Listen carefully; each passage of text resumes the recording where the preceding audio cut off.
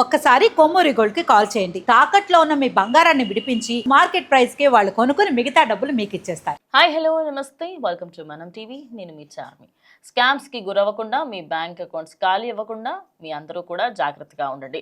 తూర్పుగోదావరి జిల్లాలో ఓ private bus మళ్ళీ ఘోరానికి గురైందనమాట. అయితే ఆ ప్రైవేటు బస్సు షార్ట్ సర్క్యూట్ అయ్యి అక్కడికక్కడే ఎక్కువగా మంటలు చెలరేగడంతో అందులో ఉన్న 10 మందిని కాస్త కిందికి దించి అక్కడ ఉన్న వాళ్ళందరి ప్రాణాలు కాపాడడం జరిగింది. తొందరగానే ఆయన అప్రమత్తం అవ్వడము, మన డ్రైవరు అదేవిధంగా ఆయన పక్కన ఉండే కండక్టర్ కానివ్వండి, వాళ్ళందరూ తొందరగా అప్రమత్తం అవ్వడంతో వాళ్ళందరూ ప్రాణాలు కూడా కాపాడామన్నట్టుగా కూడా చెప్పుకొస్తున్నారు. అయితే ఈ ప్రైవేట్ ట్రావెల్స్ బస్సుకి సంబంధించి త్రిబుల్ ట్రావెల్స్ అనమాట ఇది.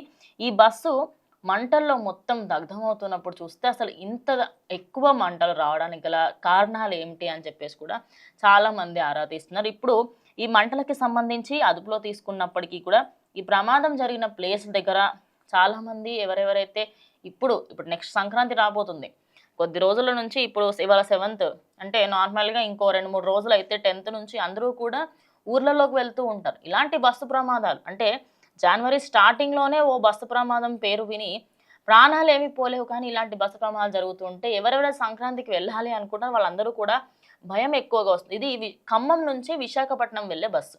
ఖమ్మం నుంచి విశాఖపట్నం వెళ్తున్న క్రమంలో కొవ్వూరు ఫ్లైఓవర్ దగ్గర బుధవారం రోజు పొద్దున అంటే ఇది ఒక విధంగా చెప్పాలి అంటే అక్కడ జరిగిన ఘటనను చూస్తూ ఉంటే అక్కడ చల్లగా ఉండడము, ఏమీ కనిపించకుండా ఆ ఫాగ్ వల్ల అయింది అని చెప్పేసి కొంతమంది అంటూ ఉన్నారు. ఇంకొంతమంది ఏంటంటే ఆ బస్సుకి సరిగ్గా సర్వీసింగ్ అవ్వకపోవడం వల్లనే అయింది అని చెప్పేసి ఇంకొంతమంది మాట్లాడుతున్నారు. మరి ఇందులో ఏది రైట్ ఏది రాంగ్ అనేది అయితే దాని గురించి కూడా చెప్పే ప్రయత్నం చేస్తాను. అయితే ఈ మధ్య కాలంలో మనం గత సంవత్సరం చూసుకుంటే బస్సు ప్రమాదాలలో చెప్పుకోవాల్సిన ఎన్నో వందలలో ఉంటాయి. అంటే ఓన్లీ ఇండియాలో తీసుకుంటే 10ల సంఖ్యలో ఉంటాయి. మరి చాలామంది ప్రాణాలు కోల్పోయినప్పటికీ కూడా అటు గవర్నమెంట్కి సంబంధించిన బస్సులు కానివ్వండి, లేదా ఈ ప్రైవేటు బస్సులు కానివ్వండి, వీళ్ళందరూ కూడా ఎందుకు పట్టించుకోవట్లేదు అనేది ఒక బిగ్గెస్ట్ క్వశ్చన్గా మారింది. ఇంకో విషయం, ఈ బస్సుకి సంబంధించి సర్వీసింగ్ గురించి అంతా కూడా ఎప్పుడు ఆరాధిస్తూ ఉన్నారు. అయితే అక్కడ ఫ్లైఓవర్ పరిసర ప్రాంతాలలో మనం చూసుకుంటే ఆ ఏరియాకి ఇప్పుడు ఎవరెవరైతే వెళ్ళాలి అనుకుంటున్నారో వాళ్ళంతా కూడా కొంచెం భయపడుతున్నారనమాట. అంటే రేపటి రోజు ఇంకా ఇలాంటివన్నీ చూడాల్సి వస్తాయి.